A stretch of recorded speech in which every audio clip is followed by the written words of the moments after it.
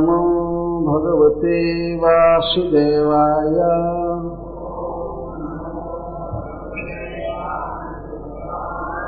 ओम नमो भगवते वासुदेवाय।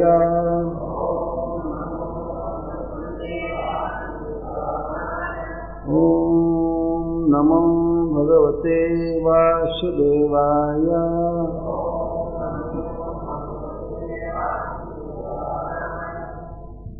आपन्नः संसृतिं घोरां जन्नाम विवशो गृणन्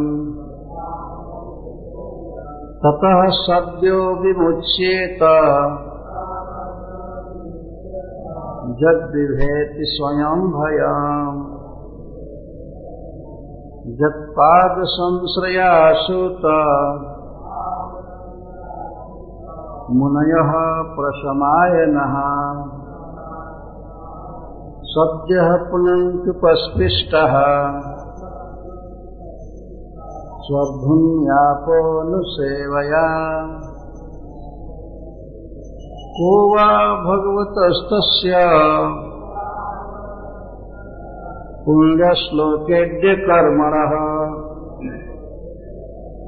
शुद्धिकामो न स्नुयात् यशः कलिमलापहम्। आपन्नः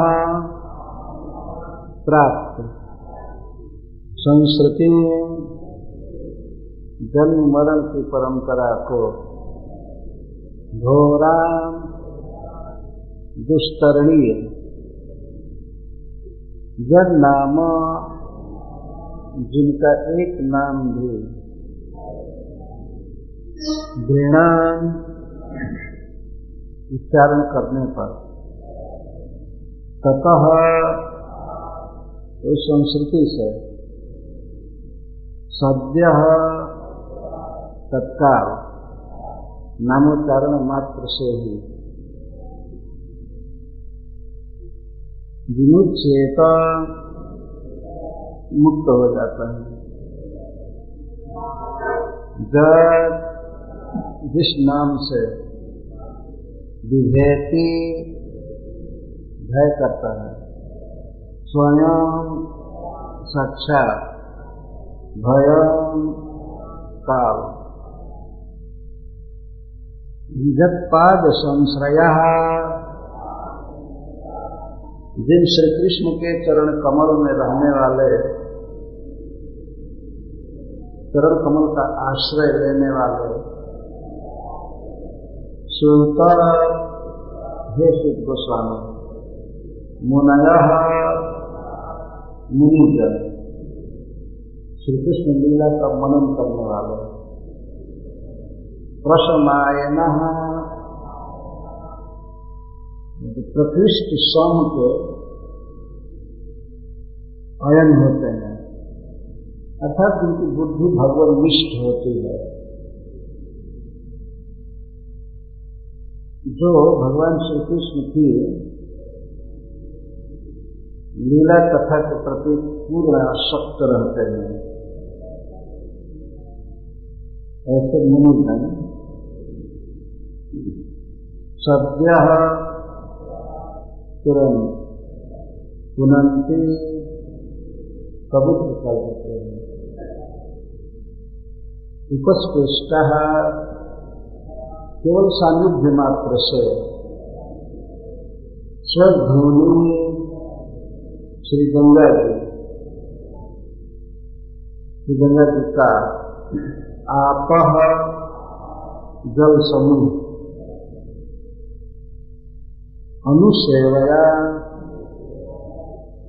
बारंबार सेवन करने पर पुनन्ति पवित्र करते हैं। कह कौन विवेकी वाह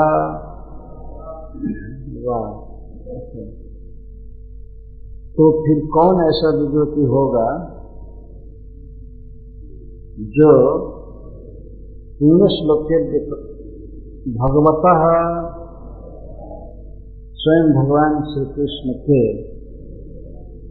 तस्य जो ऐसे प्रभावशाली हों उनके पूर्ण श्लोक कर्मण जिनकी कीर्ति परम पावन है, दूसरों को पवित्र करने वाली है, जैसे भीष्म पितामह, युधिष्ठिर महाराज, नल महाराज आदि, इन लोगों के द्वारा भी बोलिए जिन श्री कृष्ण की कीर्ति की प्रशंसा की जाती है,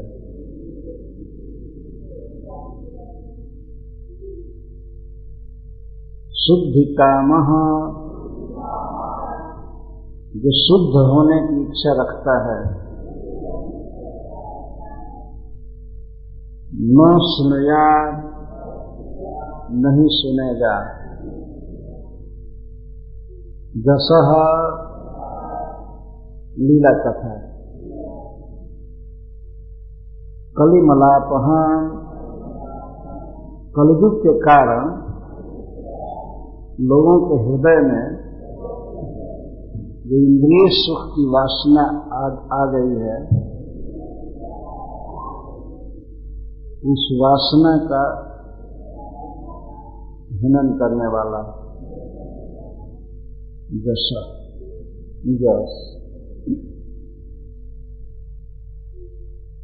नैमिषारण्य में 88,000 ऋषि, जिनमें शौनक जो प्रधान हैं,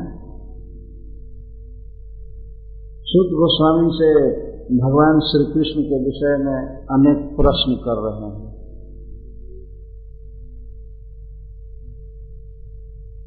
तीसरे प्रश्न के रूप में उन्होंने पूछा कि स्वयं भगवान श्री कृष्ण देवकी वसुदेव का पुत्र क्यों बने?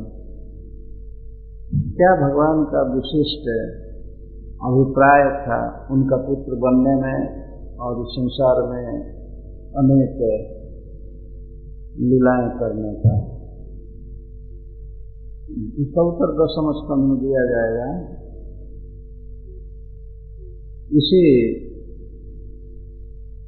प्रश्न को और क्लियर करने के लिए भगवान के प्रभाव का वर्णन कर रहे हैं।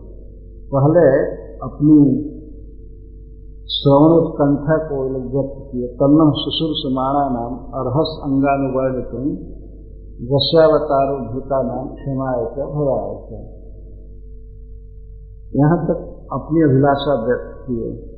अब 2 श्लोकों में भगवान श्री कृष्ण की अद्भुत महिमा, उनका अद्भुत प्रभाव का वर्णन कर रहे हैं। आपन्नः संसृतिं घोरान् जन्नाम दिवसो गुणम् ततः सद्यो विमुच्येत जद्विधेति स्वयं भयम्। इसे दुस्तर जन्म मरण में पड़ा हुआ व्यक्ति यदि विवश अवस्था में भी पराधीन होकर भी किसी प्रकार से भगवान श्री कृष्ण का एक नाम बोल दे, वह नाम उच्चारण मात्र से ही तत्काल इस घोर संस्कृति से मुक्त हो जाता है। ऐसा जिनके नाम का प्रभाव, उनके गुण चरित्र आदि को हम सुनना चाहते हैं। नामोच्चारण का ऐसा प्रभाव है कि नाम के उच्चारण से साक्षात काल भी भय करता है, डरता है। इस प्रकार से लोग कह रहे हैं। तो श्री भगवान के, श्री कृष्ण के अद्भुत प्रभाव का वर्णन किया जा रहा है। उनका स्वरूप कितना महान है, कितना पावन है, ये तो अलग बात रही। उनका नाम ही पर्याप्त है जगत के जीवों को सिद्ध करने के लिए। अपन्न संसतिं घोरा, जीव अनादिकाल से बहिर्मुख है, अतः वह श्री कृष्ण को भूला हुआ है और भूल करके इस संसार में इंद्रिय सुख के लिए प्रयास करता है अनेक कर्म करता है इसके लिए, परंतु भगवान की बहिरंगा शक्ति माया उसे सुखी नहीं होने देती है, उसे दुख देती है। कृष्ण भूलि सोई जी अनादि बहिर्मुख, अतएव माया तारे दे संसार दुख। भले वो सोचे मनुष्य कोई प्राणी कि मैं सुखी हूँ, मैं सुख भोग रहा हूँ, मैं एंजॉय कर रहा हूँ, लेकिन वास्तव में प्रत्येक जीव इस प्राकृतिक जगत में सफर कर रहा है, दुख भोग रहा है, प्रत्येक जीव। अतएव माया तारे दे संसार दुख। कृष्ण की स्मृति नहीं रखने के कारण और भोगों की अभिलाषा के कारण माया उसे बहुत दुख देती है। कभी स्वर्गे उठाए, कभी नरके डुबाए, दंड जने राजा जने नदी पे चुबाए। भगवान श्री चैतन्य महाप्रभु कहते हैं सनातन गोस्वामी से कि माया कभी उसको स्वर्ग में जन्म देती है, कभी नरक में डुबाती है, कभी स्वर्गे उठाए, कभी नरके डुबाए, दंड जने राजा जने नदी पे चुबाए। जैसे किसी दंड व्यक्ति को जिसने कुछ अपराध किया है, नियम तोड़ा है, पाप किया है, तो उसको राजा दंड देता है। पहले जमाने में ऐसा दंड होता था, किसी अपराधी को राजा के सिपाही लोग ले जाते थे नदी में और उसे यह दंड दिया जाता था कि नदी में डुबाना फिर उठा लेना, नदी में डुबाना। ये दंड की एक प्रक्रिया थी, इस तरह से बार बार उसे दुख दिया जाता है। तो भगवान चैतन्य महाप्रभु कहते हैं जैसे दंड व्यक्ति को नदी में डुबाया जाता है और फिर ऊपर उठाया जाता है, तो इसी तरह से इस संसार में माया कभी डुबाती है और कभी उठाती है। तो थोड़ा ऊपर जल से उठा दिया जाता है दंड व्यक्ति को, तो वो सोचता मुझे बहुत सुख है, बहुत सुख है। जब पानी में डुबाया जा रहा है, उसकी श्वास फूलती है और बोल भी नहीं पाता है, पर उसका मनोभाव ये रहता है कि मुझे जल्दी से जल्दी निकालो निकालो, सांस फूल रही है, हो रहा है। तो थोड़ा सा उसको ऊपर उठाते हैं, खुली हवा में सांस लेता है, तो स्वर्ग दिया, सुख हुआ। लेकिन वो टेम्पोररी स्थिति है। चित्तम भुक्त्वा सर्वलोकम विशालम क्षीणे पूर्णे मत लोकम दुखम। फिर उनको पानी में डुबाना, नरक में डुबाना, सब मिला करके नरकीय दुख की व्यवस्था करना, यही माया का मुख्य कार्य है। यह बहुत दुख देती है उन दुष्टों को जो लोग भगवान का भजन नहीं करते। इस संसार में सब क्रिमिनल भरे हुए हैं। प्रभुपाद कहते हैं यह प्राकृतिक जगत इन अपराधियों के लिए बनाया गया है। जो माया इंचार्ज है और दुख देती है। इसको यहाँ पर सौनकादि ऋषिगण घोरम संस्कृति कर रहे हैं। घोर संस्कृति, घोर का तो एक होता भयावह। श्रीधर स्वामी जी लिखते हैं दुष्तरा, जिसको पार करना कठिन। ये माया की व्यवस्था है, इसको कोई पार नहीं कर सकता है। पार कौन करेगा? जो माया के भी अधिपति भगवान श्री कृष्ण की शरण लेता है तो वो पार होता है। इसको भगवान ने श्रीमुख से कहा है, दैवी हेषा गुणमयी मम माया दुरत्यया नामेव ये प्रपद्यन्ते माया नेतांतरम कृते। यह मेरी माया दुष्कर है। कोई अपने प्रयास से, अपनी बुद्धि से, अपने किसी उपाय से, योग्यता से इसको पार नहीं कर सकता है। केवल वही लोग पार करेंगे जो मेरी शरण लेते हैं। मामेव ये प्रपद्यन्ते माया नेतांतरम कृते। जो माम एव प्रपद्यन्ते, जो मेरी ही प्रपत्ति ग्रहण करते हैं, मेरी शरण में आते हैं, तब वे माया को तर जाते हैं। जब कोई व्यक्ति भगवान का भक्त बनता है, नाम जपने लगता है, तो माया कहते ठीक है बेटा जाओ, ठीक हो गया। लेकिन जो नाम जप नहीं करेगा, भगवान की भक्ति नहीं करेगा, प्रणाम नहीं करेगा, तो उसको इसी तरह से जन्म मरण और जन्म और मृत्यु के बीच में बुढ़ापा और रोगों का भयावह दुख भोगना पड़ता है प्रत्येक शरीर में। दूसरे जीव भी बूढ़े होते हैं तो बहुत क्लेश होता है मरने में, जन्म लेने में, और मनुष्यों का तो विख्यात ही है कितना कष्ट होता है। तो इस प्रकार इसको संस्कृति कहते हैं। संस्कृति या संसार दोनों शब्द का एक ही अर्थ है।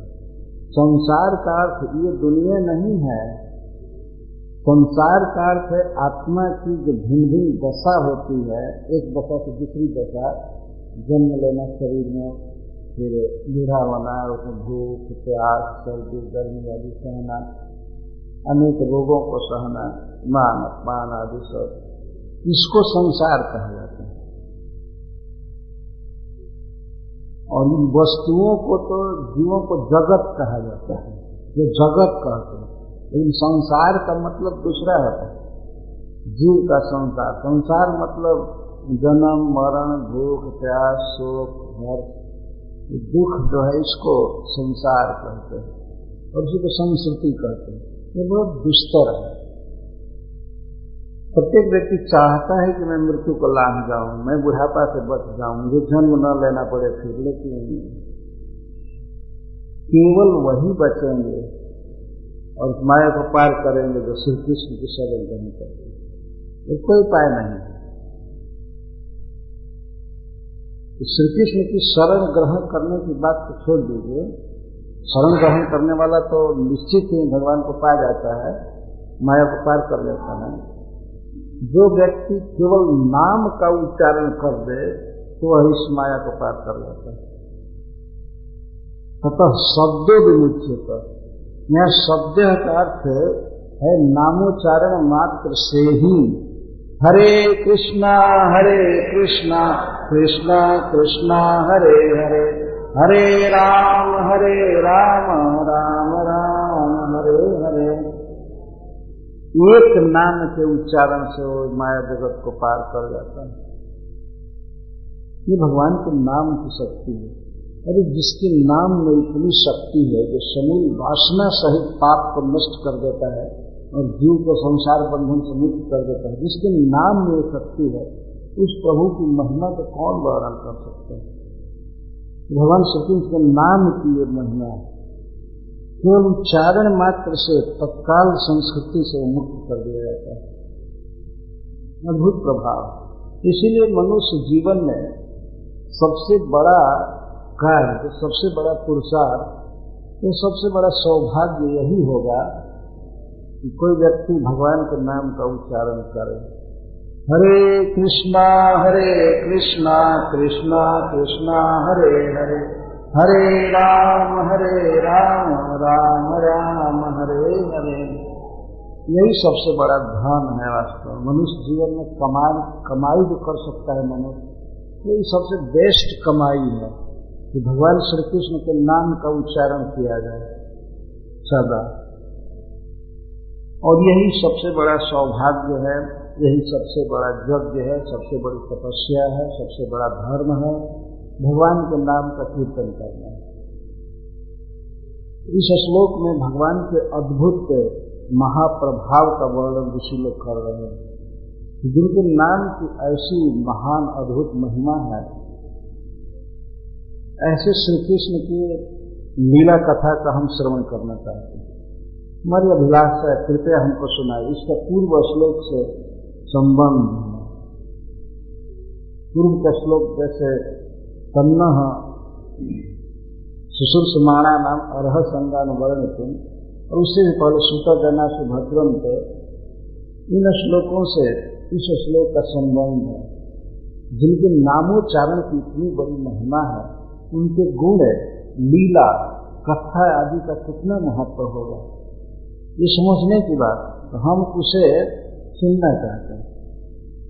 भगवान के लीला कथा को सुनने की इतनी तन्मयता है, इतनी लालसा है ऋषियों में, कि कई प्रकार से कथा के महत्व को व्यक्त कर रहे हैं। जब विभेति स्वयं भयम, भगवान का नामोच्चारण, भगवान के नाम से काल डरता है। क्यों है? जिस काल से, मृत्यु से सारी दुनिया डरती है, सब लोग डरते हैं, वह मृत्यु, वह जमराज या काल भगवान के नाम से डरता है। जब विभेदी संबंध है। आगामी आदि के प्रसंग में ये बात कही जा चुकी है। जमराज जी नरक लोक में थर-थर कांप रहे थे, त्रिलोक में कांप रहे थे, उनसे गलती हो गई। अपने दूतों को उन्होंने उस दिन से पूरा आदेश दिया, क्लियर किया कि जो भगवान का नाम लेता है उसके पास तुम लोग मत जाना। यदि चले गए भूल से तो मैं जिम्मेवार नहीं हूं, मारे जाओगे तो फिर हम कुछ भी नहीं करेंगे। इतना स्पष्ट कह दिया उन्होंने। ये लोग आकर के कहे कि हम लोग अजामिल को लेने गए थे तो 4 देवता आकर के अजामिल को छुड़ा दिए। ये लोग 3 थे और वो लाखों जमराज के दूत रहते तभी एक भगवान का पार्षद उससे बलवान होता है। लेकिन संख्या में ये 3 गए थे नरक में ले जाने के लिए और वो 4 आ गए। बहुत कड़े शब्द में डांटा है, तुम लोग कभी भी नहीं छू सकते हो अजामिल को, जल्दी हटो, अगर नहीं हटे तो फिर तुम्हारा वध कर दिया जाएगा। इतना भगवान के पार्षदों ने कहा। तुम लोग एक महान धर्मात्मा को, जिसने भगवान के नाम का उच्चारण किया है, उसको तुम लोग नरक में ले जाना चाहते हैं। वो लोग चौंक गए, ये धर्मात्मा है, उसके पापों की कथा वो लोग कहने लगे थे। भागवत की शैली है, बुरी बात जो भी बोली गई है तो बुरे लोगों के मुंह से बोली गई। अजामिल के पापों का वर्णन भगवान वेदव्यास जी क्यों कर रहे थे, या सुखदेव जी क्यों कर? सुखदेव जी कहते हैं कि भगवान के पार्षदों का प्रश्न सुन करके जमराज के दूत बाद में अजामिल के दुर्गुणों का वर्णन करने लगे। अजामिल के दुर्गुणों का वर्णन जमराज के दूत कर रहे हैं। यदि सुखदेव गोस्वामी तो उसको बोल ही रहे हैं महाराज परीक्षित से, लेकिन ये कहते हैं जमदूता ऊंची, जमराज के दूत बोल रहे हैं। तो लोग लगे गिनाने, ये पाप किया, ये पाप किया, ऐसे किया, ऐसे किया, ऐसे किया। ऐसा आदमी ही तो नरक का योग्य कैंडिडेट है। नरक किस लिए बनाया गया है? वो क्यों आप लोग रोक रहे हैं? इतने सुंदर हैं आप लोग, इतना सुंदर रूप है, लेकिन आप लोगों का स्वभाव ऐसा है कि इस क्रिमिनल का पक्ष ले रहे हैं। इतना अच्छा सुंदर रूप पा करके भी और इतना गंदा काम कर रहे हैं। जानते हैं इसका दुष्प्रभाव क्या होगा? अगर अजामिल छूट गया, नरक में नहीं गया, तो दुनिया में लोग खुल करके पाप करेंगे। अब जमराज से भय होगा नहीं। इतना बड़ा पापी जब नरक में नहीं गया तो हमको कौन ले जाएगा? इसलिए पाप करो। तो आप लोग पाप कराने में सहायक मत बनो। पर भगवान के पार्षदों ने नाम की महिमा समझाया। किसी भी तरह से, चाहे भाव से, कुभाव से, आलस्य से, किसी पद की पूर्ति के लिए किसी नाम के बदले किसी भी तरह से कोई भगवान के नाम का उच्चारण करता है तो उसका पाप तुरंत समाप्त हो जाता है, केवल उच्चारण मात्र। कई श्लोकों में भगवान के पार्षदों ने नाम की महिमा कही है। तो यहाँ पर शौनकादि ऋषिजन भगवान के नाम की महिमा बोल रहे हैं। अपन्न संस्कृति घोरा जन नाम विवशो घृणन। विवशो घृणन, विवश का अर्थ होता है श्रद्धा से नहीं, प्रेम से नहीं, विवश होकर के। जैसे कोई व्यक्ति बुखार से ग्रस्त है, बुखार आया है और बुखार आने पर हाय हुई न करके हरे कृष्ण कह दो तो तत्काल संस्कृति से मुक्त हो जाए। इसको विवस्था कहते हैं। प्रेम से नहीं किया, या किसी को धूप लग रही है, जोर से गर्मी हो रही, पसीना आ रहा है, तो वह बोल दो हरे कृष्ण या गोविंद राम हरि, तो तुरंत कर्म बंधन से मुक्त हो जाता है। ये भगवान के नाम की महिमा है। फिर प्रेम से श्रद्धा से भगवान का कीर्तन करे या माला पर जप करे तब तो कहना ही क्या। विवश अवस्था में किसी पर कोई मारा डंडे से या किसी को और उस समय बोले हरे कृष्णा हरि बोल हरे कृष्णा हरे राम, तो तत्काल मुक्त हो जाता है। ये भगवान के नाम की महिमा। जैसे अजामिल ने विवश अवस्था में अपने पुत्र के स्नेह में उसका नाम लिया, नारायण आय, हे नारायण आओ, तब तक सचमुच नारायण के पार्षद आ गए उसको बचा दिए। वो तो अपने पुत्र का नाम लिया, जानता भी नहीं था भगवान का नाम है, इतना उसे ज्ञान था, लेकिन उस दशा में वो भगवान का नाम जानकर नहीं बोल रहा है, पुत्र का नाम पुकार रहा है। वह मुक्त हो गया, जमराज के पास से मुक्त हो गया। और बाद में उसने भजन किया हरिद्वार में, तो वहां से विमान पर चढ़कर वैकुंठ गया। ये भागवत में कथा है। हेमम विमान आरोह्य गजव धत्र श्रीपति, जहाँ श्रीपति रहते हैं, लक्ष्मीपति भगवान जिस धाम में रहते हैं वहां चला गया। ये भगवान के नाम के उच्चारण की शक्ति। तो जमराज भी डरते हैं और माया भी डरती है। वास्तविक भय माया से है, जो माया ही भय उत्पन्न करती है। इसीलिए एक टीकाकार कहते हैं कि माया डरती है, बहिरंगा शक्ति डरती है भगवान के नाम से। भगवान के नाम से डरती है, इसका मतलब नाम बोलने वाले से डरती है, उसे कांपती है। डरने का मतलब यह है कि भगवान का नाम लेने पर प्रसन्न हो जाती है और उसके तक नहीं जाती है, उसको अपने चक्कर में नहीं डाल सकती, उसके बंधन में, कर्म बंधन में नहीं डाल सकती। जब विभेति स्वयं है, ये भगवान के नाम की महिमा है। जो लोग श्रद्धा से भगवान के नाम की माला करते हैं, जप करते हैं, केवल माला और जितना भी हो सके, ये बहुत बड़े भाग्यशाली व्यक्ति हैं। ये भगवान की कृपा को ग्रहण कर रहे हैं। चैतन्य महाप्रभु कहते हैं, नामना मकारी बहुधा निज सर्व शक्ति तत्रार्पिता नियमिता स्मरणे न काल एतादृशी तव कृपा भगवन ममापि दुर्दैव निदृश निहाजनानुराग। भगवान चैतन्य महाप्रभु कहते हैं, हे श्री कृष्ण, हे प्रभु, इस प्राकृतिक जगत में आपने अपना अनेक नाम प्रकाशित किया, प्रकट किया, और प्रत्येक नाम में आपने अपनी संपूर्ण शक्ति भर दी, सारी शक्ति। और नाम जपने में, नाम के स्मरण में आपने काल निश्चित नहीं किया कि सवेरे ही करो या भोर में ही करो, कोई ऐसा काल न नियमित। काल शब्द से देश भी लक्षण है, देश का नियम नहीं किया।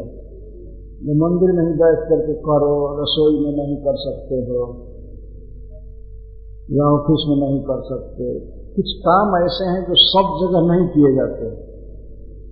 जैसे मान लीजिए यज्ञ करना है, ऐसा नहीं है कि कहीं भी बाथरूम में हो करके स्वाहा स्वाहा करे, इस पर अंतराय देश लगेगा, तो ये क्या होगा, और महापाप लग जाएगा। लेकिन भगवान के नाम का उच्चारण कहीं भी किया जा सकता है। एक बार एक भक्त हमसे पूछा, तो क्या टॉयलेट में भी उच्चारण किया जा सकता है? मैंने कहा कि हाँ, अगर सब जगह आप कर रहे हैं, सब जगह करते ही रहे हैं, कभी नागा नहीं गया, तो बाथरूम जाए तो वहां भी धीरे धीरे बोल सकते हैं, कोई बात नहीं।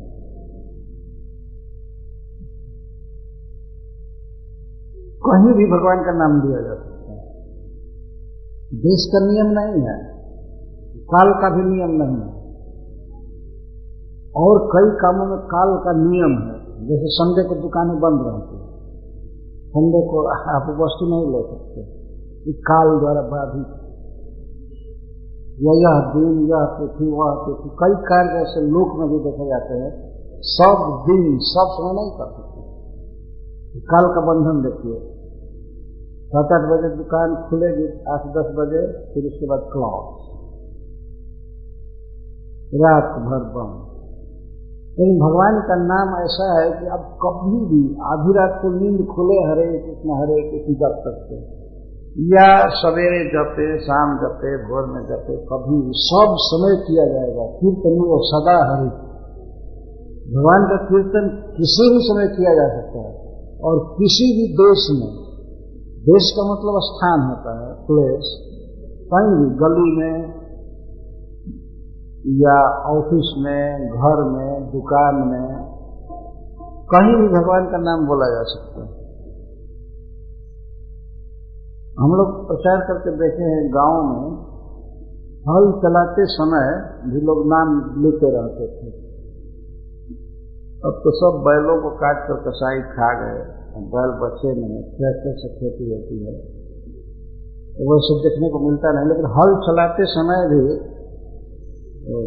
भगवान का नाम लेते रहते। गाय चराते समय, स्त्रियां धान की रोपनी करते समय भगवान महामंत्र गाती। देखा जाता है कई काम के समय भगवान के नाम का उच्चारण करते हैं। नाम के उच्चारण में देश काल का भेद नहीं है और पात्र का भी भेद नहीं है। कुछ मंत्र ऐसे हैं जो केवल ब्राह्मण ही जप सकते हैं, दूसरे लोग नहीं। लेकिन भगवान का नाम ऐसा है कि इसको कोई भी ब्राह्मण, क्षत्रिय, वैश्य, शूद्र, अंत्य, मलेच्छ, जवन कोई भी जप सकता है। एक बार की कथा है, पद्म पुराण की कथा है। एक बार एक यवन जा रहा था कहीं जंगल में, तो उसको एक सूअर मार दिया। सूअर मार दिया तो वो कह रहा था हराम मार दिया, हराम मार दिया, हराम मार दिया। तो सूअर को हराम कह रहा था, लेकिन राम शब्द आ रहा था। तो मरने पर उसके लिए विमान आया और स्वर्ग गया, और वहां से एलिवेशन होना था उसको आगे। तो हराम कहने से उसमें राम शब्द आ जाता था, ऐसा कहने से मुक्त हो गया। इस शास्त्र में सब कथा है। इतना भगवान के नाम की महिमा, कोई भी व्यक्ति इसके लिए अयोग्य नहीं है, सभी योग्य है। भगवान श्री कृष्ण से सभी जीवों का संबंध है। जैसे मान लीजिए एक पिता के कई पुत्र हैं, अगर पुत्रों में कोई लंगड़ा है, कोई पढ़ा लिखा नहीं है, कोई विद्वान है, कोई कुछ है कुछ, लेकिन सबको अधिकार है अपने पिता को पिता कहने का। इसको कोई बाधित नहीं कर सकते। भले वो अपढ़ लड़का है, कुरूप है, रोगी है या निर्धन हो, लेकिन उसको अपने पिता को पिताश्री कहने का अधिकार है। उसी तरह से किसी भी दशा में व्यक्ति हो, संसार में किसी भी धर्म को मानता हो, उसका फेथ कुछ भी हो, लेकिन उसे भगवान के नाम लेने का पूर्ण अधिकार है, जन्मसिद्ध अधिकार है। हरे कृष्णा कृष्णा कृष्णा हरे हरे, हरे राम राम राम हरे हरे। ये आज आरती नहीं हुई थी क्या पहले? तो ऋषि जन इस प्रकार भगवान श्री कृष्ण की महिमा गा रहे हैं। कितना महान है, कितना पवित्र है, कितना दिव्य है भगवान श्री कृष्ण, जिनका नाम उच्चारण करने वाला व्यक्ति भी माया से पार हो जाता है। अब 15वें श्लोक में कह रहे हैं, जगपाद संश्रयाश्रित मुनयः प्रशमायनः सद्य पुनन्ति पस्पृष्टा स्वर्धुन्यातो निषेवया। भगवान नाम की महिमा कही गई। इस प्रकारांतर से भगवान कृष्ण की का ही महात्म्य कहा जा रहा है, श्री कृष्ण की महिमा कही जा रही है। और अब भगवान के भक्त की महिमा कर रहे हैं, और भक्त की महिमा के द्वारा भगवान के महाप्रभाव का वर्णन किया जा रहा है। जगपाद संश्रया सूत, हे सूत गोस्वामी, जिनके जुगल चरण कमल की शरण लेने वाले वैष्णव जन, जगपाद संश्रया, जिन्होंने ठीक कृष्ण के चरण कमल का आश्रय लिया है, ये सद्य पुनन्ति, तत्काल पवित्र कर देते हैं, सानिध्य मात्र से किसी को। पर दो गुण बता रहे हैं। भगवान के जुगल चरण ही जिनके आश्रय हैं, ऐसे वैष्णवजन मुनय और प्रसमाय, प्रसम अयन, ये प्रकृष्ट सम के अयन होते हैं, आश्रय होते हैं। समो मनुष्यता बुद्धि, भगवान ने भागवत में स्वयं ही कहा है सम का अर्थ। उद्धव जी ने पूछा कि को सम को दम, सम क्या है? तो भगवान श्री कृष्ण कहते हैं समो मन निष्ठता बुद्धि, बुद्धि का मुझ में पूरा पूरा लग जाना, एक निष्ठ हो जाना, इसी को सम कहा गया। यहाँ प्रसम है, प्रकृष्ट सम और श्रेष्ठ। तो जिनका चित्त पूर्ण रूप से भगवान श्री कृष्ण के लीला कथा गुण में आकृष्ट है, उनको प्रसमायना कहते हैं। उनका चित्त बाहर जाता ही नहीं है। जिनका चित्त भगवान के लीला गुण कथा के प्रति आकृष्ट है संपूर्ण रूप से, अब इस कारण से जो मुनि है, मुने कृष्ण लीला मननशीला, और श्री कृष्ण की लीलाओं का जो मनन करते रहते हैं सर्वदा, विशेष करके ब्रज में होने वाली लीलाओं का मनन करते रहते हैं। मुनया, सुखदेव गोस्वामी आदि ये मनन करते हैं, और भगवान श्री कृष्ण के लीला में जिनका चित्त पूर्ण आकृष्ट है, ऐसे भगवद आश्रित वैष्णवजन सद्य पुनंती, अपने सान्निध्य मात्र से पवित्र कर देते हैं। पुनंती, पुनंती का अर्थ है जीवों के हृदय में जो भोगों की वासना है, इसी को अपवित्रता कहते हैं। जैसे को पाप या अपवित्रता कहा जाता है। इंद्रिय सुख की लालसा, इंद्रिय सुख की वासना, मुझे ये खाने को मिले, ये पहनने को मिले, नहीं ये देखने को मिले, ये छूने को मिले, ये सुनने को मिले। तो 5 ज्ञान इंद्रियों के द्वारा 5 विषयों को जीव भोगना चाहता है। आंख के द्वारा रूप देखना चाहता है, कान के द्वारा शब्द सुनना चाहता है, नासिका से गंध लेता है, त्वग इंद्रिय से स्पर्श करता है, और रसना से स्वादिष्ट पदार्थ खाना चाहता है। तो संसार में ये 5 प्रकार की चीजें बहुत भरी हुई है, इंद्रियों के 5 विषय, लेकिन वास्तव में इन 5 इंद्रियों के 5 विषय भगवान का रूप, भगवान का प्रसाद, भगवान का स्पर्श, फिर विग्रह आदि होना चाहिए। परंतु जीव जब भगवान को नहीं भजता है और केवल विषय भोग के लिए प्राकृतिक विषयों को संचय करता है, उनको भोगता है, भोगने में उसकी वासना बढ़ती रहती है, तो इस वासना को मनोमल कहा गया है। पुनंती का अर्थ है कि वैष्णव जन जो भगवान के लीला कथा में रहते हैं और जो लीला कथा का मनन करते रहते हैं, श्री कृष्ण के विषय में सोचते रहते हैं, तो वो लोग अपने सान्निध्य मात्र से जीवन को पवित्र कर देते हैं। पुनंती, शब्द पुनंती। सन्निधि का क्या अर्थ है वैष्णव का? सन्निधि का अर्थ होता है अपने इंद्रियों से वैष्णव का संपर्क करना, जैसे आंख से उनका दर्शन करना, या आंख से उनकी सन्निधि हुई, कान से उनके शब्दों को सुनना, भगवत कथा पूर्ण शब्दावली को सुनना, ये सन्निधि है। सन्निधि, संपर्क, उनका दर्शन करना और उनके शब्द सुनना, उनके चरण कमल को स्पर्श करना, ये स्पर्श,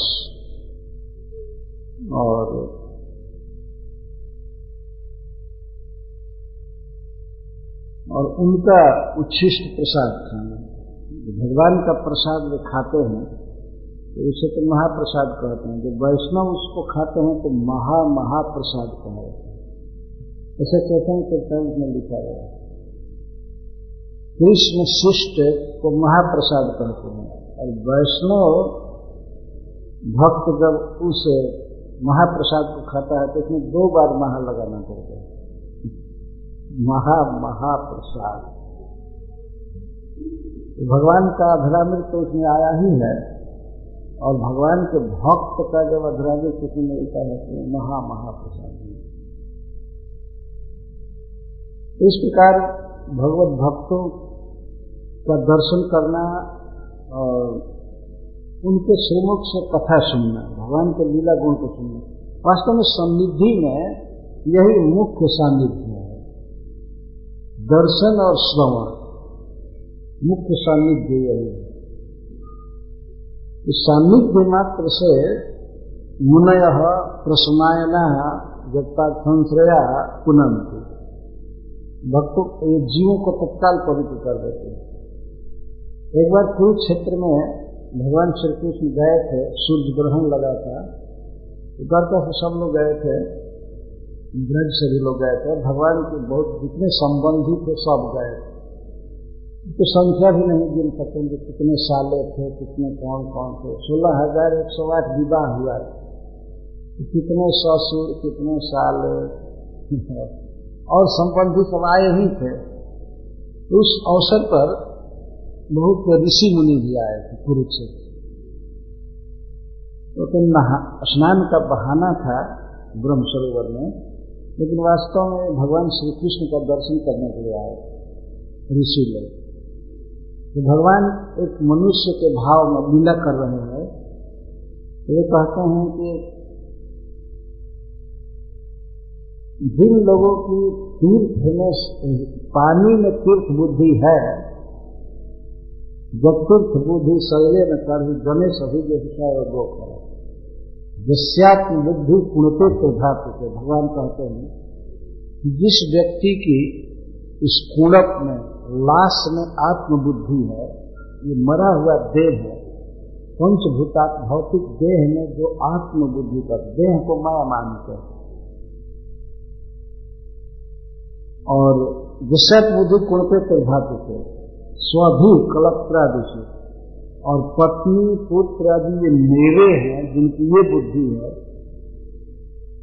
भगवान के प्रति या वैष्णव के प्रति जिनकी बुद्धि नहीं है कि ये मेरे हैं, पर पत्नी में बुद्धि है कि मेरी है, ये बेटा बच्चे मेरे हैं, तो सै वो गोखर, वो गधा है, बैल है आपके वाला। भगवान कहते हैं जब मेरा मानना ही है तो भगवान के भक्तों को मेरा मानना चाहिए। वही वास्तविक बंधु हैं, वही वास्तविक परिवार के हैं।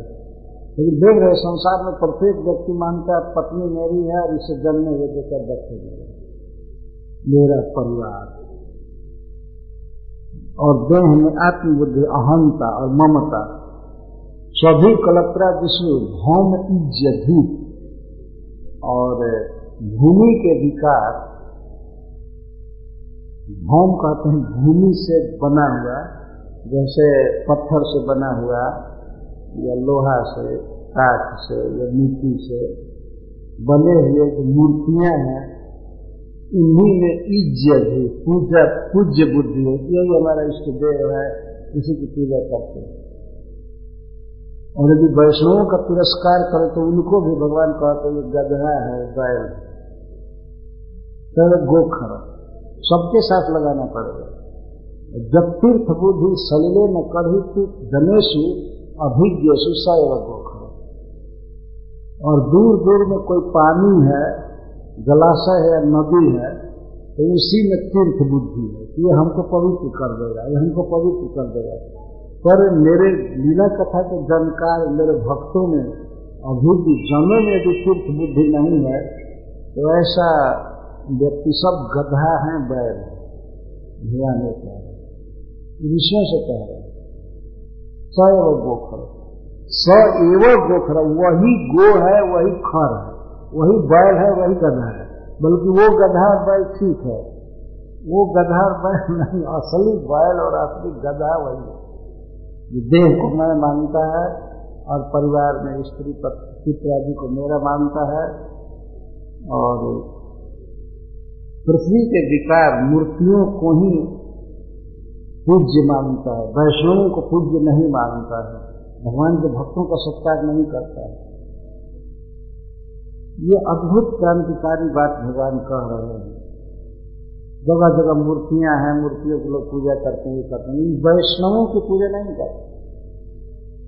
इस पर भगवान कहते हैं न अभिज्ञेषु जनेषु, शुरू से ही ये बात कह रहे हैं, शुरू से लगेगा यदि जो स्वधि कलत्र आदि में करता है पर अभिद्वेषु जनेषु न, तीर्थ बुद्धि पानी में करता है, नदी में, सरोवर में, लेकिन वैष्णव में तीर्थ बुद्धि नहीं करता है, तो स एव गोखर, इस तरह से भगवान बोल रहे हैं। और भगवान जिसको गधा कह दे वो गधा ही है, अब दूसरा कोई क्या आदमी कहेगा। भगवान तो पूर्ण अथॉरिटी है, वो जैसा जिसको कहेंगे जो टाइटिल देंगे और ठीक है। भगवान के प्रवचन का सार यह है कि वैष्णव ही वास्तविक तीर्थ हैं, वे किसी के कर्म बंधन को, पाप को, वासना को मिटा देते हैं। इसको और क्लियर भगवान ने किया है, वैष्णवों के, साधुओं के मुख से जो शब्द निकलते हैं, ये शब्द व्यक्ति के अज्ञान को काट देते हैं। भगवान बोल रहे हैं। इस प्रकार भगवान के जो चरण कमल के आश्रित हैं वैष्णवजन, वो सन्निधि मात्र से पवित्र कर देते हैं, पुनन्ति। और यह कह करके वैष्णवों के प्रभाव का वर्णन करके भगवान के प्रभाव का वर्णन कर रहे हैं। वैष्णव में इतना प्रभाव क्यों आ गया? क्योंकि जब पाद संश्रया भगवान के जुगल चरणों के आश्रित रहते हैं, इसी का उनमें प्रभाव आया है। और इसी प्रकार प्रभाव गंगा जी का है। गंगा जी का आपह बहुवचन में है पुनन्ति। गंगा जी का जल पवित्र कर देता है, जल पवित्र कर देते हैं, क्रिया इस तरह से लगेगी। गंगा जी का भी प्रभाव इतना क्यों है? क्योंकि वो भी विष्णु पदी है, विष्णु के चरण कमल से गंगा जी का संबंध। परंतु गंगा जी में और वैष्णव में एक अंतर है। गंगा जी भगवान के चरणों से निकल करके जब से निकली हैं तब से दूर ही भाग रही हैं, पर दूर भागने पर भी इतना प्रभाव गंगा जी का है कि तुरंत पवित्र कर देती है। परंतु अनुसेवया, यदि कोई व्यक्ति एक नियम बना करके बार बार गंगा जी का सेवन करता है तब गंगा जी पवित्र करती है। यह भी कहना वास्तव में भगवान के चरण कमल के प्रभाव का ही वर्णन है। और ये दिखाया गया है जो कहीं जन्म लिया कोई व्यक्ति किसी देश में, किसी गांव में, कहीं भी, किसी जाति में, और वहां से चला कृष्ण के चरण कमल की ओर, तो दिन पर दिन निकट जा रहा है ना। भगवान के चरणों का आश्रय लिया है और दिन पर दिन भगवान के निकट जा रहा है, इसीलिए उसका प्रभाव ज्यादा है गंगा जी से। गंगा जी भगवान के चरणों से निकलकर बहुत दूर भाग रही है। दूर भागने से उनका प्रभाव कम नहीं हुआ है, लेकिन यह कहने का आशय ये है संकादिक ऋषि का, वैष्णव भक्त भगवान के गुण लीला कथा के द्वारा जितना पवित्र करते हैं उतना गंगा जी का पानी भी पवित्र नहीं कर पाता है। यह अर्थ है। पवित्र करेगा लेकिन अनुसेवया, बहुत काल तक गंगा जी का सेवन करना पड़ेगा, तब व्यक्ति शुद्ध होगा। शुद्ध भी होगा तो हृदय की वासना तो नहीं जाएगी। और वैष्णवों के मुख से हरि कथा सुन करके वासना का मूल अविद्या ही चली जाती है, खत्म हो जाती है। इसलिए जल्दी पवित्र करते, सद्य पुनन्ति, तत्काल पुनन्ति। जो पाद संश्रया सुत मुने प्रसमायना से मुख्य तात्पर्य है, टीका में लिखा गया कि सुखदेव आदि, सुखदेव गोस्वामी आदि पूर्ण रूप से भगवान की लीला में आविष्ट है और दिन रात उसी का मनन करते रहते हैं। भगवान कृष्ण कैसे हंसते हैं, कैसे चलते हैं, कैसे बोलते हैं, कैसे खाते हैं, कैसे नृत्य करते हैं, कैसे गोचरण करते हैं, कैसे गिरिराज धारण कर रहे हैं, या कैसे कुरुक्षेत्र में रथ संचालन कर रहे हैं, ये काम कर रहे हैं, वो काम कर रहे हैं, सर्वदा यही सोचते हैं। और सुखदेव गोस्वामी तो जीवन में एक मिनट भी अखबार नहीं पढ़े होंगे। अखबार की बात छोड़ी, उसमें तो अखबार था भी नहीं और दूसरे ग्रंथ आदि छुए नहीं। भागवत के रस से इतने तृप्त। इस प्रकार के लोग प्रसमायना कहे जाते हैं, मुनया। कृष्ण लीला मननशील। तो ऐसे भक्तगण निधि मात्र से और तुरंत पवित्र करते, तुरंत पवित्र करते। जिनको भक्त की, जिनको चरणों के आश्रित जन की इतनी महिमा है, इन भगवान श्री कृष्ण की महिमा को कौन कह सकते हैं? अद्भुत अपार प्रभाव है भगवान का। इसको कह करके फिर कहते कौन ऐसा व्यक्ति होगा संसार में जो भगवान श्री कृष्ण की लीला कथा नहीं सुनेगा? कौन ऐसा होगा? अर्थात कोई नहीं, सभी सुनेंगे। ऋषियों के कहने का आशय यह है, को वा भगवतस्तस्य पुण्य श्लोके कर्मणः शुद्धि कामो न श्रुयात् जसः कलिमलापहम्। तस्य भगवतः कलिमलापहम् जसः कः शुद्धि कामः न श्रुयात्। कथम भूतस्य भगवतः पुण्य श्लोके कर्मणः। भगवान श्री कृष्ण यश की प्रशंसा, भगवान के लीला कथा का स्तव गुणगान, उसकी प्रशंसा उसी में लिखते रहते हैं। कौन लोग? पूर्ण श्लोक। पूर्ण का अर्थ होता है पवित्र करने वाला, पावन करने वाला। श्लोक मतलब यश। कुछ ऐसे महानुभाव हैं संसार में, हुए हैं, जिन्हें डायरेक्ट पूर्ण श्लोक कहा जाता है। पूर्ण श्लोक को नलो राजा, पूर्ण श्लोक को युधिष्ठिर। जैसे कहा जाता है महाराज नल पूर्ण कीर्ति है। नल महाराज की कथा सुनने पर पवित्रता आती है, पाप करता है। युधिष्ठिर महाराज की बात सुनने पर, कथा सुनने पर पवित्रता आती है, पाप करता है। इसी तरह से अन्य राजागण हैं, अन्य ऋषि मुनि हैं, उनको पूर्ण श्लोक कहते हैं। उनका यश, उनकी कीर्ति विश्व को पावन करने वाली है। पर ऐसे पुण्य श्लोक जो हैं, जिनकी कीर्ति जगत को पवित्र करने वाली है, वे लोग भी भगवान की कीर्ति गाते हैं। पुण्य श्लोक केद्य कर्मण, इद्य का अर्थ प्रशंस्य, प्रशंसा के योग्य। पुण्य श्लोक गण भी भगवान की कीर्ति की प्रशंसा करते हैं, उसकी स्तुति करते हैं, महिमा गाते रहते हैं। तो ऐसे भगवान के यश को कौन नहीं सुनेगा? यदि वो वास्तव में शुद्धि काम, कोई व्यक्ति अपने को पवित्र करना चाहता है, शुद्ध करना चाहता है, कौन ऐसा विवेकी पुरुष होगा जो नहीं सुनेगा? अर्थात सब सुनेंगे। नैमिषारण्य के ऋषि लोग अपने हृदय के हिसाब से सबको देख रहे हैं। इतनी लालसा है उनकी, इतनी चाव है भगवत कथा के प्रति, ये सोचते हैं कि सब लोग सुनेंगे। लेकिन आज के युग में तो ये प्रश्न हो सकता, कौन सुनेगा? तब कोई नहीं। इस समय तो ऐसा कहा, इससे कौन सुनेगा? और कौन शुद्धि का, कौन अपने को शुद्ध करना चाहता है? दिन पर दिन तो अपने को गंदा ही करना चाहते हैं, है ना? माया मोह परिवार आदि के प्रति रोज बढ़ता जा रहा है, बढ़ता जा रहा है। तो शुद्धि काम कौन है? कौन शुद्धि की इच्छा करता है? लेकिन प्रत्येक व्यक्ति दूसरे को अपने हृदय से देखता है। नैमिषारण्य के ऋषि जन ये सोच रहे हैं कि प्रत्येक व्यक्ति भागवत सुनेगा, और यदि वो शुद्धि काम है तो शुद्धि का अर्थ है कि हृदय में जो भोगों की लालसा है, इंद्रिय सुख की लालसा है, वासना है, इससे कोई व्यक्ति मुक्त होना चाहता है, बिल्कुल शुद्ध होना चाहता है और चाहता है कि भगवान में मेरी मति लगी रहे, तो कौन ऐसा व्यक्ति होगा जो नहीं सुनेगा? न श्रुयात् जस, भगवान के यश को, लीला को।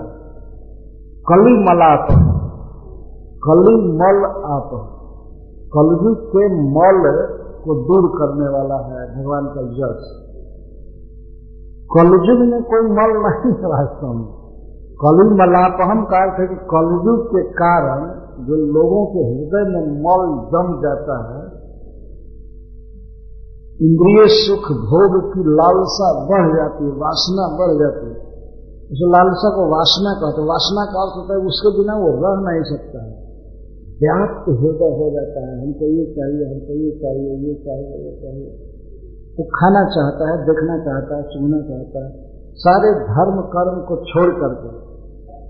खाने के विषय में देखिए, कोई शराब पीना चाहता है, नियम मना करता है, शराब पीने को मना करता है, सब जगह उल्लेख है शराब मत पियो, बहुत बड़ा पाप है। लेकिन शराब पीने की इतनी वासना है लोगों के मन में, इतनी वासना है कि पीते ही जा रहे हैं, पीते ही जा रहे हैं। क्यों पी रहे हैं? अविद्या के कारण। ये सोचते हैं कि ये हमको पुष्ट करेगा, हमको सुख दे रहा है, जबकि शराब करे खराब। सरकार लिखती है दीवार पर, जो शराब का हुआ शिकार उसने ठोक दिया घर बार, शराब करे खराब। कई जगह ये लिखा हुआ रहता है। शराब निषेध विभाग, मद्य निषेध विभाग सरकार में एक डिपार्ट है, और वो सरकार ही मद्य बनाने के लिए लाइसेंस देती है। देखिए, ये लोगों के आंख में प्रकट धूल झोंकना। क्यों? क्योंकि कुछ पूंजीपति जो शराब बेच बेच करके दुनिया में बहुत धनी हो रहे हैं, उनके चंगुल में लोग रहते हैं, और उनको पैसा दे करके इनसे लिखवा लेते, हाँ ये ठीक है। जब लिखते हैं, सिगरेट का विज्ञापन देखिए, सिगरेट पियो, सिगरेट पियो, सिगरेट पियो, हम सस्ते दाम में तुमको बहुत अच्छा मजा दे रहे हैं, और नीचे छोटे अक्षर में लिख देते हैं स्मोकिंग इंजूरियस है, धूम्रपान करना स्वास्थ्य के लिए खतरनाक है। तो किसके लिए पिला रहे हो? किसी किसी को पुष्ट करता है क्या स्मोकिंग? जरा सोचिए, कोई विटामिन है, कोई टॉनिक है, खुला लिख देते हैं, बाद में इनको कोई दोष न दो। शराब, इसी तरह से शराब के भी विषय में लिखते हैं, मद्य निषेध विभाग है। मैं दिल्ली में देखा कई जगह बोर्ड टंगा हुआ है, लगा इसके मंत्री भी होंगे। क्यों शराब बनने देते हैं? क्यों नहीं कंट्रोल कर? कोई नहीं पिएगा, पिएगा तो उसको जेल भेजा जाएगा, सीधा जाएगा। तो कुछ लोग तो जेल भी चले जाएंगे पी करके, वो कुछ भी करो। इतनी वासना है हृदय में, आदमी इस तरह से खा रहा है, पी रहा है, कुछ भी। ट्रेनों में जो बड़ी ट्रेनें हैं, उनमें या बाईवान में वो विमान परिचारिकाएं जो आती हैं सेवा के लिए, तो पूछती हैं वेज नॉन वेज, बाप। और ज्यादातर नॉन वेज राक्षस ही बैठे रहते हैं, नॉन वेज चाहिए। ऐसा जमाना आ गया, ऐसा खराब हो गया, लोगों की दुर्वासना इतनी बढ़ गई। मांस खाना, ये भी नहीं दिखाई पड़ता है कि पशुओं की हिंसा होती है तो उनको कितना क्लेश होता है, और उनके क्लेश का भागी हमें होना पड़ेगा, इस पाप के कारण नरक में जाना पड़ेगा। तो आज का आदमी सोचता है कि मैं नरक नहीं मानूंगा तो नरक नहीं जाना पड़ेगा। देखिए यहाँ का विचार, हम नरक मानते नहीं। अरे मानो या मत मानो, कोई क्राइम करने वाला व्यक्ति कहे तो हम दिल नहीं मानते हैं, और जिस दिन पकड़ कर जाएगा तब रियलाइजेशन होगा अरे तो जेल सबसे बचती है। हम नहीं मानते, नहीं मानने से क्या होगा? इस तरह से मनुष्य पाप कर रहा है, शराब पी रहा है, और भी बीड़ी, सिगरेट, गांजा, भांग, ये सब बहुत पाप दुर्वासना के कारण है। और वैदिक शास्त्र नियम बनाया है कि किसी एक स्त्री से वेद विधि से पाणी ग्रहण करके उसे संतुष्ट रहना चाहिए। कोई व्यक्ति अपनी पत्नी से संतुष्ट है तो उसको भगवान ने धर्म कहा है।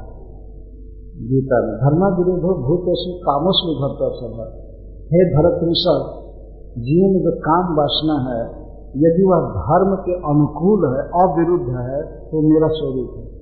इतना पवित्र है वो, भगवान अपना स्वरूप बता रहे हैं। लेकिन दूसरे की स्त्रियों के प्रति गलत निगाह रखने से ही जीव नरक में गिर जाता है, वो महापाप है। तो इतनी प्रबल वासना है, दुर्वासना है मनुष्यों के हृदय में। इस समय तो धर्म के नियमों को कुछ नहीं गिनता है। व्यभिचार करने लगता है। दुनिया में कितना ऐसे न्यूज पेपर में आता है और सब आता है। इस प्रकार इंद्रिय सुख की उसे दुर्दम्य वासना उत्पन्न हो गई। कोई व्यक्ति भी चाहता है कि हमारी शुद्धि हो जाए, बिल्कुल हमने कोई भी संसारिक भोगों की लालसा न रहे, हमारा मन भगवान के रूप में रमे, भगवान के गुण में रमे। तो उसे चाहिए कि भगवान श्री कृष्ण के लीला कथा को सुने। सिद्धि काम न सुनिया जसह कली मना।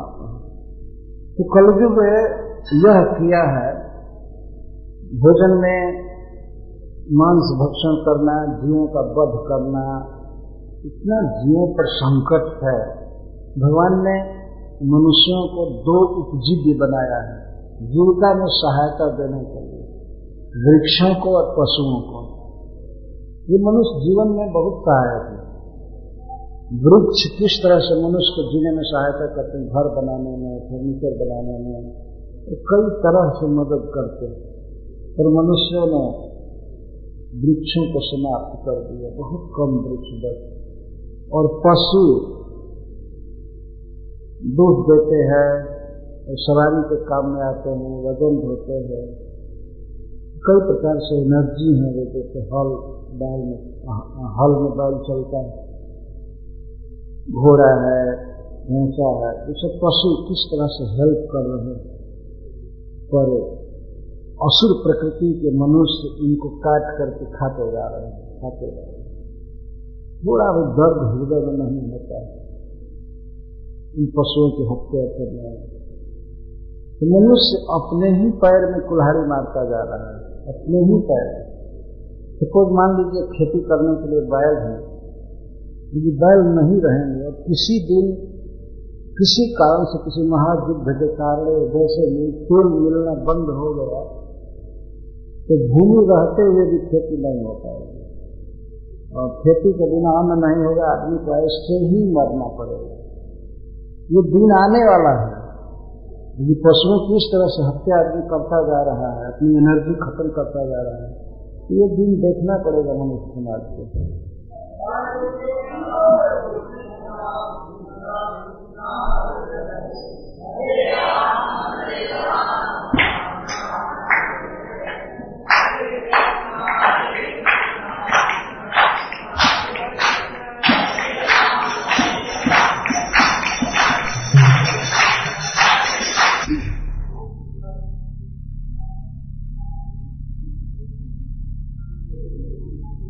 मनुष्यों में कलयुग के कारण वासनाएं बढ़ती जा रही हैं और इन वासनाओं के चलते मनुष्य बहुत हत्या कर रहा है, या शराब पी रहा है, जुआ खेल रहा है, पर स्त्री गमन कर रहा है। इन सब कर्मों से मानव समाज बहुत दुखी होता जा रहा है, इसे कभी सुख नहीं मिलेगा। इसलिए श्रील प्रभुपाद सबसे पहले लोगों को ये बताते थे, 4 पाप मत करो, no meat eating, no gambling, no intoxication, no illicit sex. Prabhupada ji इस बात को फ्रैंकली बताते हैं, जो भागवत में लिखा हुआ है। महाराज परीक्षित ने कलयुग को 4 सीट दिया। कलयुग उन सीटों से लड़ता है, आरक्षण है उसका 4 सीट पर। तो एक बार श्रील प्रभुपाद जी से व्यक्ति ने कहा अमेरिका में कि स्वामी जी आप इतना पाबंदी लगाएंगे, इतना नो कहेंगे तो अपनी बात कोई नहीं मानेगा। तो प्रभुपाद जी ने कहा कोई माने या न माने, मेरा जो स्टैंडर्ड है उसी पर रहूंगा। पर भगवान की कृपा से आप लोग जानते हैं कि कितने लोग प्रभावित हुए और होते रहेंगे।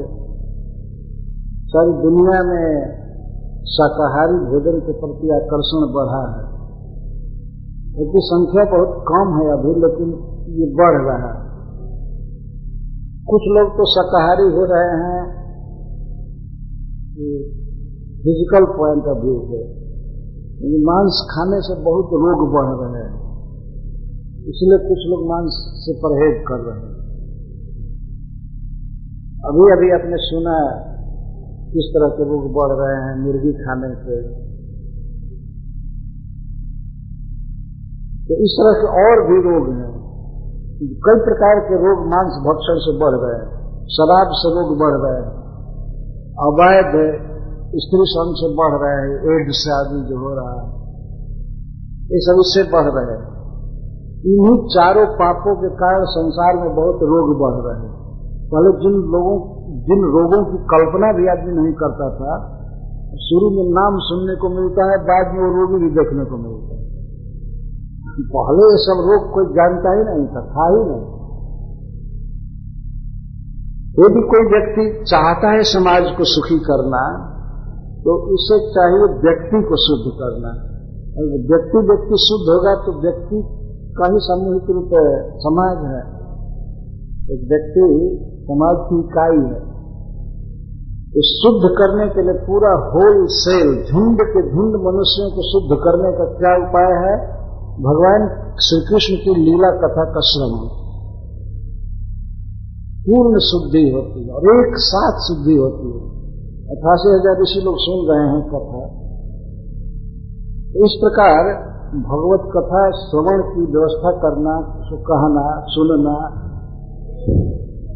यह विश्व के मंगल के लिए।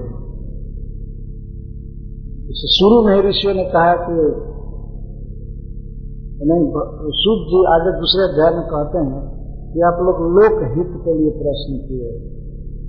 हमेशा ये ध्यान रखा जाता है, कोई वैष्णव या साधु संत केवल अपनी मुक्ति के लिए प्रयास नहीं करता है, वह सदा दूसरों पर ध्यान रखता है कि उनका हित कैसे होगा, उनका हित कैसे होगा। वैष्णव जन को तेने कही हो कि तीर पर आई जा रहे, पर दुख है उपकार करे पर मन अभिमान न आने। वैष्णव तो वो है जो दूसरे के दुख को समझे, और दूसरे के दुख को मतलब केवल मनुष्यों के ही दुख को नहीं, समस्त जीवों के दुख को समझे और उसका उपकार करे, उसको सुखी करे। नैमिषारण्य के ऋषिगण समग्र मानव जाति पर, जीवों पर ध्यान रख रहे हैं। तो समाज कैसे सुखी होगा?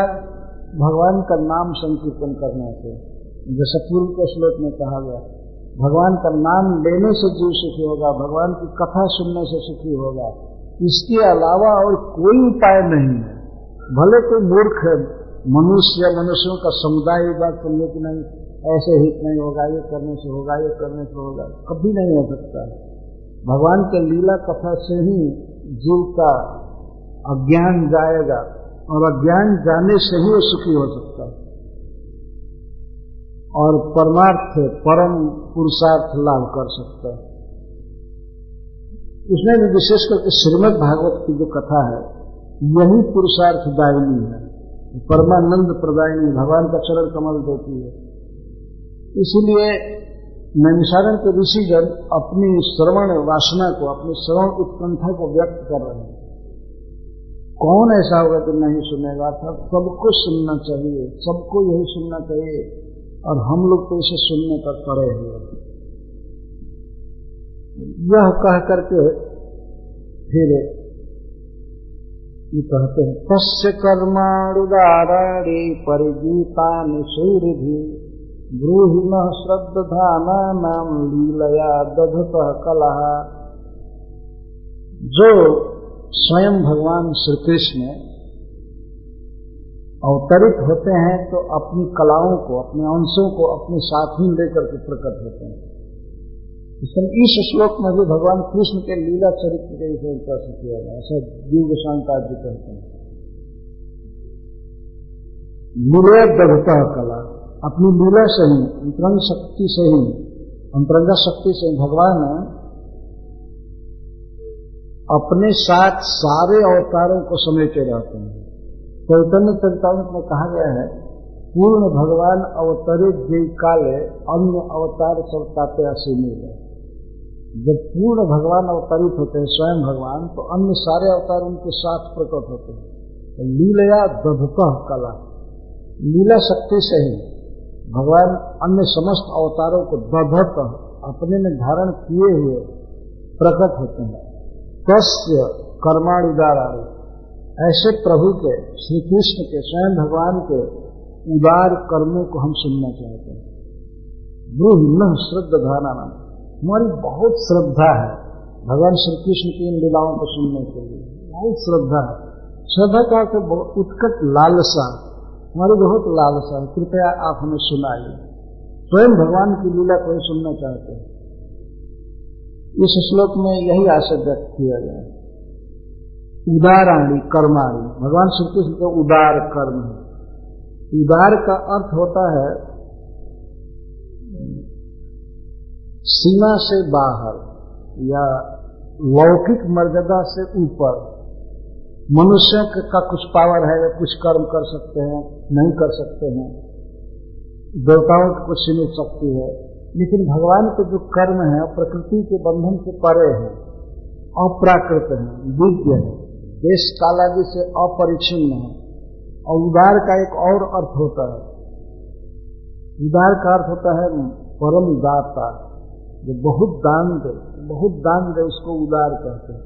तो भगवान के कर्माणि उदाराणि, भगवान के कर्म उदार है। इसका अर्थ यह है कि भगवान की लीलाएं परमानंद प्रदान करती हैं, परम पुरुषार्थ भगवान का प्रेम देती हैं, श्री कृष्ण को दे देती हैं। तो कृष्ण प्रेम में बहुत आनंद है, अच्छे दिव्य आनंद है, और कृष्ण में आनंद है। कृष्ण की प्राप्ति और कृष्ण प्रेम की प्राप्ति कैसे होती है? भगवान की कथाओं को बोलने से और सुनने से। इसीलिए इन कथाओं को, भगवान के कर्मों को उदाराणि कहा गया। तस्य कर्मण उदाराणि परिगीता ने सूर्य जी, और बड़े बड़े सूरीजन, श्री नारद मुनि, भगवान के व्यास देव आदि के द्वारा भगवान के कर्मों की भूरी भूरी प्रशंसा है, और वे लोग गाते रहते हैं, सुनते रहते हैं। नारद मुनि बाजा जिन्हें राधिका रमण नाम, नारद जी तो सदा भगवान का जस गाते रहते हैं। परिगीता ने, परितः गीता ने, सदा सब तरह से अपने जीवन का परम पुरुषार्थ मान करके, अपना प्राप्तव्य मान करके, जीवन का लक्ष्य मान करके भगवान की लीलाओं में ही रमे रहते हैं सूरी लोग। श्री मतलब परम विद्वान भगवत भक्त जन, श्री नारद जी आदि, इनके द्वारा भगवान की लीलाएं गाई जाती हैं, सदा गाई जाती हैं। जो व्यक्ति चाहता है कि हमको परम आनंद प्राप्त हो, हमारा स्वरूप प्राप्त हो, भगवान श्री कृष्ण में प्रेम प्राप्त हो, या श्री कृष्ण के चरण कमल की प्राप्ति हो, तो उसे चाहिए कि इन कथाओं का आश्रय ले, यही दान करे, और केवल श्रवण मात्र से श्री कृष्ण को दे सकती है। तस्य कर्माणि उदाराणि परिगीतानि सूर्य ब्रूहि श्रद्धाना। हम लोग इसके प्रति अक्षय श्रद्धा रखते हैं, अतः हमारे प्रति बोलिए, अब सुनाइए। लीला गधुतः कला, जो लीला करने के लिए लीला शक्ति द्वारा ही अपने समस्त अंशों को धारण किया, ऐसे स्वयं भगवान श्री कृष्ण की लीलाओं को हम सुनना चाहते हैं। और अब बोलिए, कृपया बोलिए, ब्रूहि, अब बोलिए। सूत गोस्वामी थोड़ा उन पर ध्यान दे कि पहले भी तो आप लोग कथा सुने हैं, तो अब तो तृप्ति हो गई होगी, ये कहते हैं। नहीं, इसके पहले एक प्रश्न है। अथाख्या ही हरे भीमन अवतार कथा शुभा लीला विगत स्वयं ईश्वरस्यात्ममाया।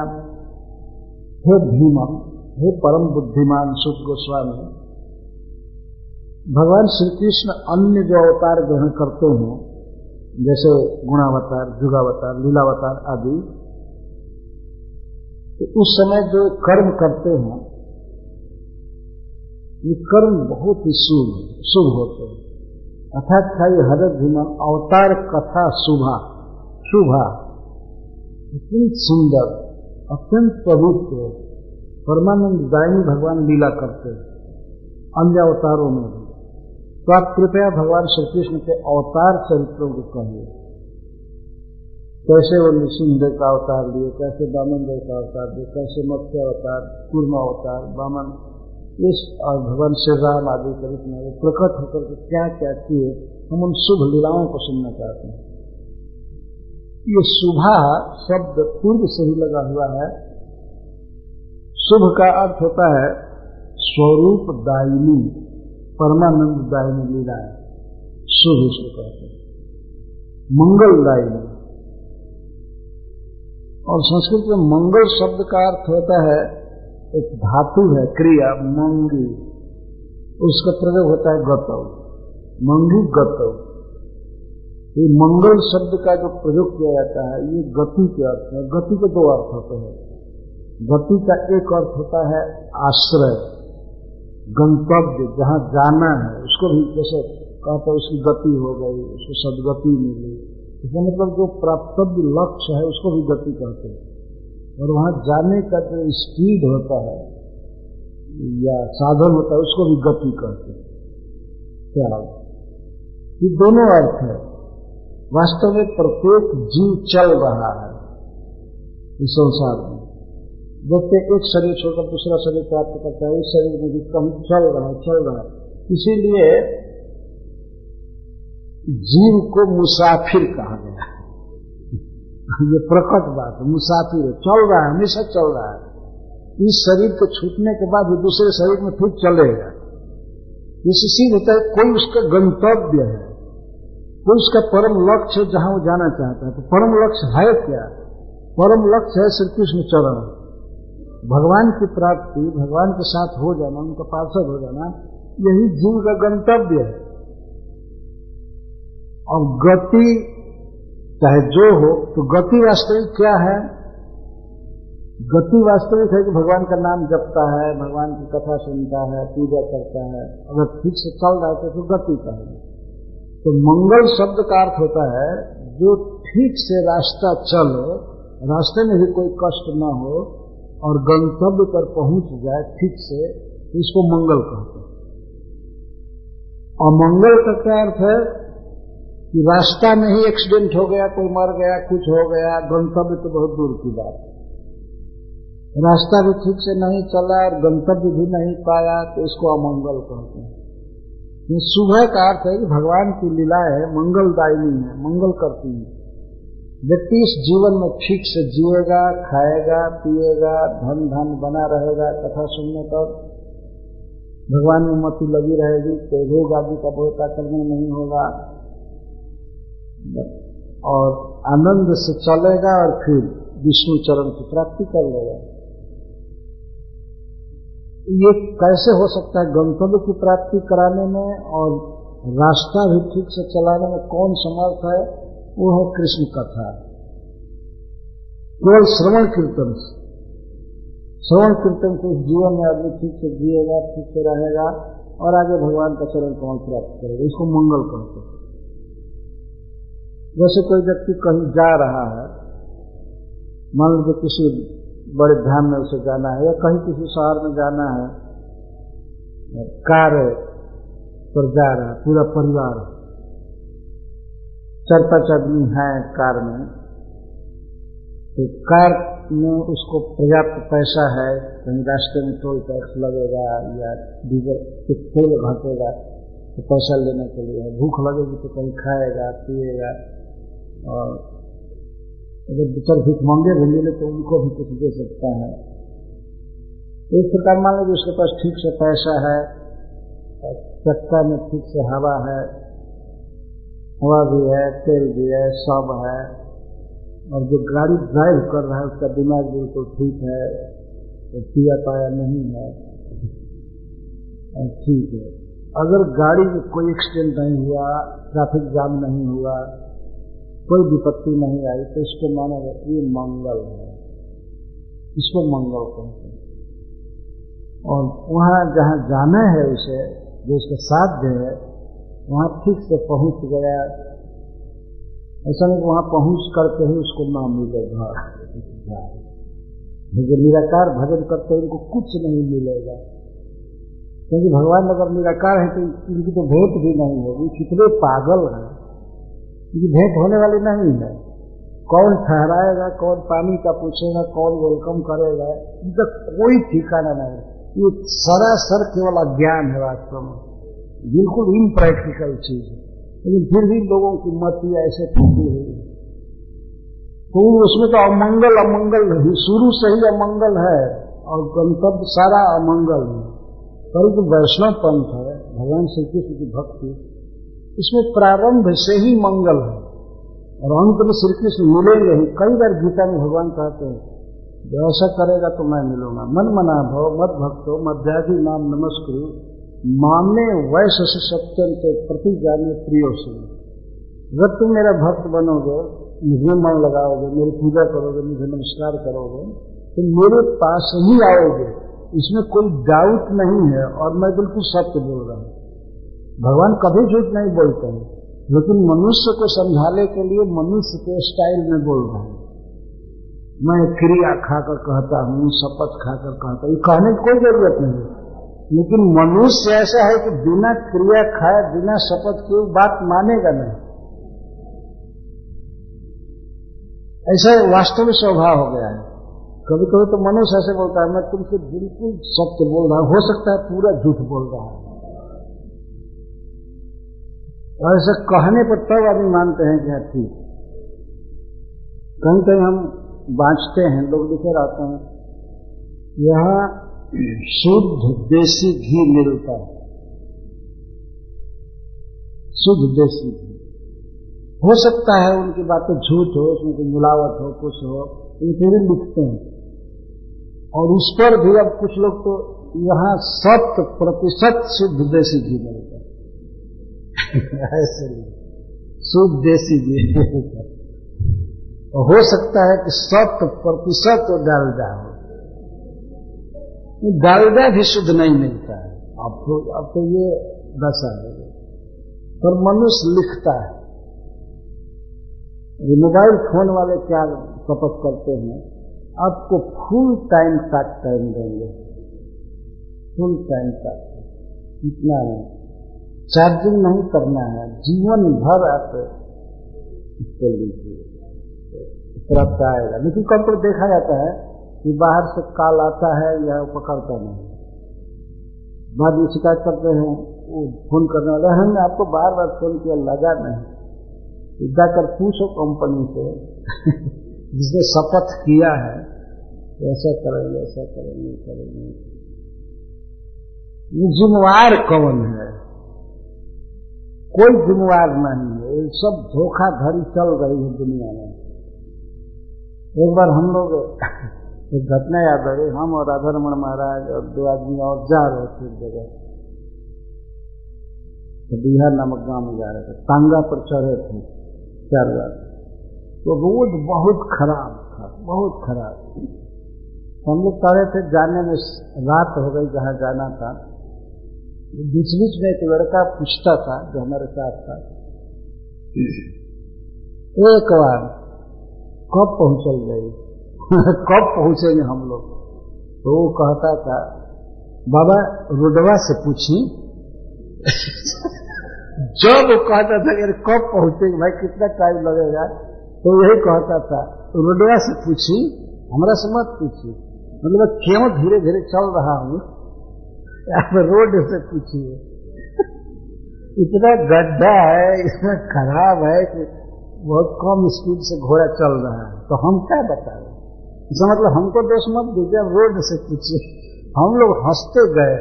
जब जब पूछता था कि अरे भाई बहुत देर हो रही है, तो बाबा रोडिया से पूछी इस तरह से ये लोग तो अगर पूछे तो ऐसा क्यों गड़बड़ी हो रहा है, तो इस रूट की सभी लाइनें व्यस्त हैं, अब क्या करेंगे? अब कौन जवाब है? इस रूट की सभी लाइनें व्यस्त हैं, ये है, वो है, ऐसा है, वैसा है, वैसा है, इतना कनेक्शन चार्ज लगता है, इतना ये लगता है, इतना ये लगता है। सदा झूठ बोलना है सब समय। ये वेद में लिखा गया है कि मनुष्य की रचना ब्रह्मा जी ने किया झूठ बोलने के लिए, और देवताओं को रखा सत्य बोलने के लिए। मनुष्य समाज में बिना झूठ बोले व्यवहार चल ही नहीं सकता। ऐसा ये समाज है मनुष्य का, सबसे कंडम समाज और झूठा और ज्ञानी भगवान ब्रह्मा जी ने रखा। तो मैं ये कह रहा हूं कि भगवान को भी जब गीता में कोई बात बोलनी हुई तो मनुष्य के स्टाइल में बोल रहे हैं, क्योंकि उस स्टाइल में बोलने पर ही आदमी समझेगा। प्रतिज्ञा में मैं प्रतिज्ञा करता हूं कि तुम मेरे पास ही आओगे, सत्यम ते तुमसे सत्य बोल रहा हूं, प्रतिज्ञा कर रहा हूं, फिर असंशय, इसमें कोई डाउट नहीं है। इतना बोलने की क्या जरूरत है, एक बार कह दिए कि ऐसा करोगे तो तुम मेरे पास आओगे, हो गया। भगवान कहीं कहीं ऐसा ही बोले। जब बड़े लोगों से भगवान बोलते हैं तो थोड़ा बोलते हैं, जैसे ब्रह्मा जी से बोले 4 श्लोक 6 श्लोक बोले, इतने सारा ज्ञान है भगवान का स्टाइल। लेकिन जब मनुष्य समाज में बोलना है तब तो खूब क्रिया खा करके कई बार गीता में ऐसा कहते।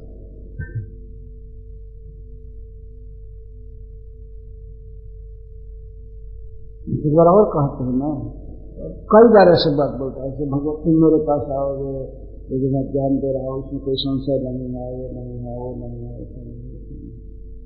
तो भगवान का स्टाइल जो भी हो। हमारा तात्पर्य ये है कि भगवान की जो लीला कथाएं हैं उनके विषय में सौनकादि ऋषि जब शुभा शब्द का प्रयोग करें, मंगलमय करें।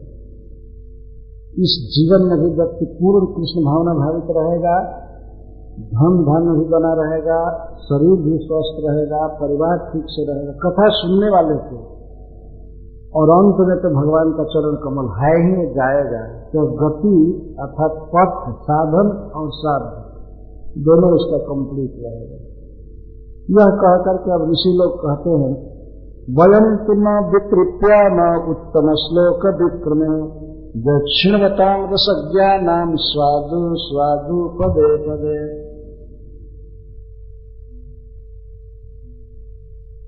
वयं न विकृत, हम लोग भगवान श्री कृष्ण की कथा से, कथा श्रवण से तृप्त नहीं हो रहे हैं, अर्थात अलम बुद्धि नहीं हो रही है कि बहुत सुन लिया, ऐसी बुद्धि नहीं हो रही है, लालसा बढ़ रही है सुनने की। उत्तम श्लोक विक्र में उत्तम श्लोक भगवान श्री कृष्ण के लीलाओं को सुनने के लिए हमारी लालसा और बढ़ती जा रही है। दूसरे लोग हो सकता है तृप्त हो जाए, पर वयम तो न विकृत आना, ये तू शब्द बता रहा है, वयम तू, हम तो नहीं तृप्त हो रहे हैं, और जाग जग आदि से पूरा तृप्त है। अब इसको देखने की इच्छा नहीं हो रही, यज्ञ करो, ये जिताओ, घी जिताओ, अब सकल, ये सब तो हमारे मन में भी नहीं आ रहा है। वयम तो न विकृत आना, उत्तम श्लोक विक्र में, उत्तम श्लोक विक्र में, उत्तम श्लोक जिनका जस तम को दूर कर देता है, अथवा उत्तम लोग जिनकी कीर्ति गाते हैं, ऐसे भगवान श्री कृष्ण के लीला कथा में श्रवण में हमारी तृप्ति नहीं हो रही है, और कामों में तृप्त ही हो गई है। तृप्ति का मतलब है बहुत ज्यादा उब गए, तृप्ति का मतलब ये होता है कि उब गए और कामों से उब चुके हैं। पर भगवान की लीला कथा श्रवण में हमारा नित्य उत्साह है। दक्षिणवतांग सज्ञानम स्वादु स्वादु पदे पदे, भगवान श्री कृष्ण की लीला कथाएं पद पद में और एक एक शब्द में, एक एक अक्षर में अत्यंत स्वादु से भी स्वादु, अत्यंत स्वादिष्ट, अत्यंत मधुर। हम लोग उसको सुनने में तृप्त नहीं हो रहे। तृप्ति कई प्रकार से होती है व्यक्ति, जैसे मान लीजिए कोई क्षुधार्थ व्यक्ति है, बहुत भूख लगी है, तो भूख से व्याकुल आदमी कोई पदार्थ खाएगा, बहुत रसमय पदार्थ है, लेकिन भूख से व्याकुल होकर के खा रहा है, तो भूख की निवृत्ति होने पर वो बंद कर देगा, नहीं खाएगा, है ना। केवल उदर पूर्ति के लिए खा रहा है, भूख से व्याकुल होकर के खा रहा है, तो उदर पूर्ति हुआ, भूख की ज्वाला बंद हुई, बस बंद कर देते, इसकी अलम बुद्धि हो जाती है, अब नहीं। और उसके बाद परोसने वाला कितना भी आग्रह करे, फिर नहीं खाता है, नहीं, बस बस बस बस। इसलिए कि लोक में कहते हूँ ददाती न ददाती, और न ददाती सिंह गर्जना, ना दो, ऐसे कहे। अगर कोई व्यक्ति परोसते समय सुने खाने वाला कहे हाँ तो इस समय तो देना चाहिए, ठीक है, और वो कहे कि ना तब भी देना चाहिए। तो रियल में कब नहीं देना चाहिए? जब वो सिंह गर्जन करे, नहीं अब नहीं चाहिए, तो मान लेना चाहिए कि अब नहीं लेगा। तो वास्तव में सिंह गर्जन करे तब मानना चाहिए कि हो गया, पर ना कर रहा है फिर भी देना चाहिए। तो परोसने का तरीका है, वास्तव में भारतीय स्टाइल है, परोसना चाहिए। वो वस्तु ले जाकर के उसके सामने और देना चाहिए, अपने आप ना कहेगा। अंग्रेजी स्टाइल क्या है? खड़ा होकर के वहीं से पूछते तुमको चाहिए कुछ?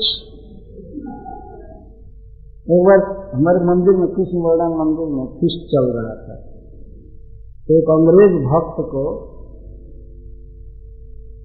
कुछ चीज परोसने के लिए दिया गया, अचार दिया गया, अचार तो लेकर के खड़ा था।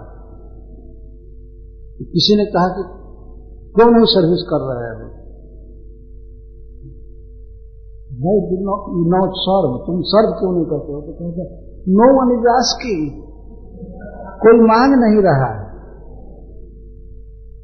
तो आश्चर्यचकित हुए, हम लोग बैठे थे बगल में, सीधे कहते कोई मांग नहीं रहा था, तो बिना मांगे कैसे दूं? तब बताया गया कि देखो प्रथम बार परोस रहे हो, ये इसको बिना मांगे सबके पतल पर दो। ये परोसना चालू किया तो बड़ा कलछुल था, चम्मच था, एक एक कलछुल अचार देने लगे।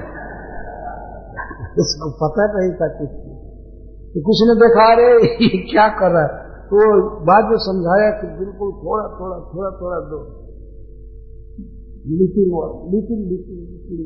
बताया हाथ से, सब जाकर के दिए, क्योंकि ऐसे नहीं दे रहा था। और दूसरी बार में देखा है, हाथ में भात लेकर के या पूरी लेकर के या खिचड़ी लेकर के खड़े हैं, जब तक कोई मांगेगा नहीं देंगे, बिना मांगे कैसे देंगे? हम क्या जानते हैं कि कितना खाएगा नहीं खाएगा, मांगेगा ना। उन लोगों का स्टाइल है अंग्रेजों का, भारतीय स्टाइल ये नहीं है। जैसे खिलाते हैं तो देवता मान कर खिलाते हैं, ले जाते हैं उस वस्तु को, देते हैं, अपने आप व्यक्ति कहता है नहीं नहीं नहीं नहीं, तो कहते नहीं और लीजिए और लीजिए।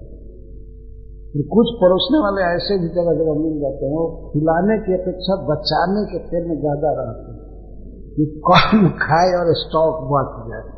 यह अभी बात ही है रास्ते में, तो उदार होना चाहिए खिलाने में। खास करके जिनको निमंत्रित करते हैं तो वो तो देवता है, उनको देवता जैसे पूजना चाहिए, मानना चाहिए, उदार भाव से खिलाना चाहिए। इस संसार में खिलाना ही एक बहुत बड़ा पुरुषार्थ है, खिलाना गरीबों को, साधुओं को, ब्राह्मणों को खिलाना, ये बहुत बड़ा धर्म है वास्तव में खिलाना। तो मैं वो बोल रहा था कि जो व्यक्ति भूख से व्याकुल होकर के खाना चाहता है, तो भूख बंद हुई, पेट भर गया, बस ठीक, अब कितना भी स्वादिष्ट पदार्थ हो वो नहीं खाएगा।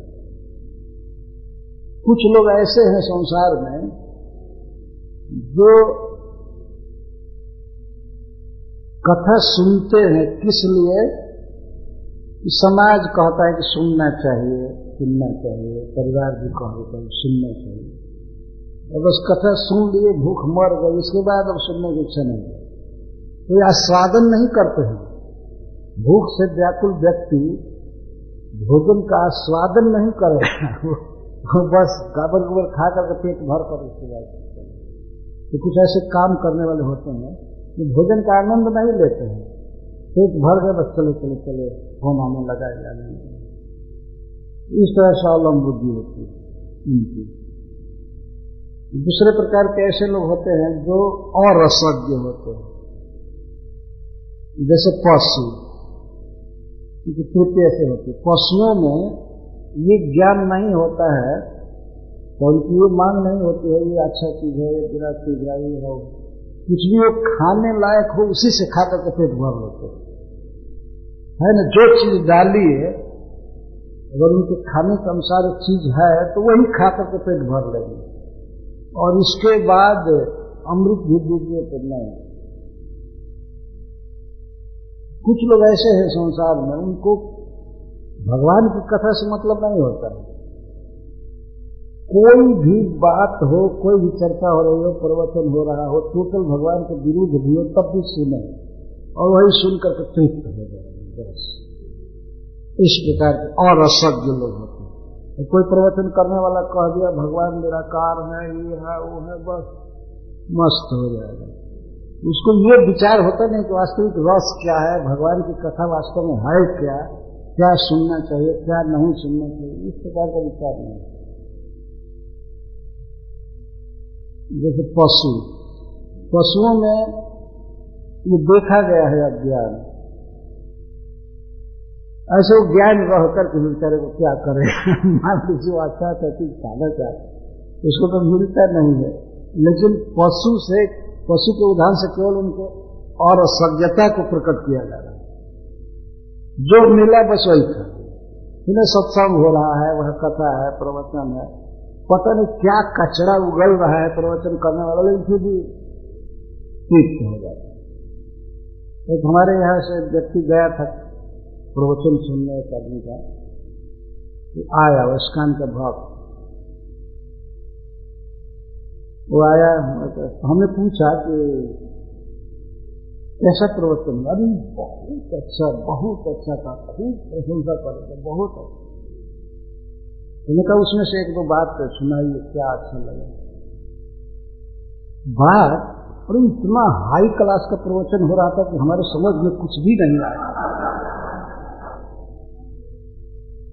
इतना हाई क्लास का प्रवचन हो रहा था, हमारी समझ भी नहीं आया, कुछ भी नहीं समझ में आया। अरे एक ही बात बताते, मैं कुछ समझ में आया नहीं।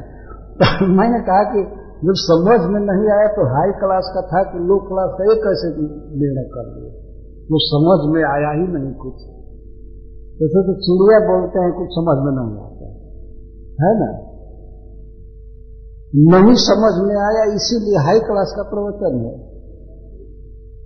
पर ऐसे लोग होते हैं, कुछ भी बस सुन ले, बस उसी में तृप्त हो जाते हैं।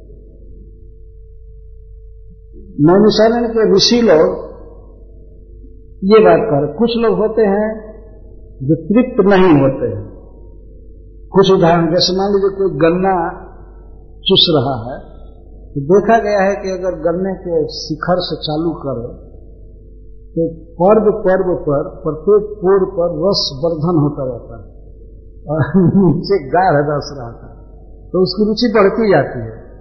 एक पोर को छीलेगा दांत से और उसको चूसेगा तो इतना मीठा लगता है कि अब दूसरे को भी काट करके चूसना चालू करता है, तीसरे को भी। इस तरह से पूरा गन्ना खत्म कर देता है। और कुछ लोग तो उस गन्ने के बाद भी 4-5 गन्ना रख लेते हैं और कोल्हू की तरह फेंकते रहते हैं। ऐसा देखा गया है। इसको रसज्ञ कहते हैं, जानता है रस का मर्म, उसे पता है भगवान कृष्ण का भक्त है, रस है, भाव है भगवान के प्रति, तो कथा सुनने पर तृप्त नहीं होगा। ठीक है, और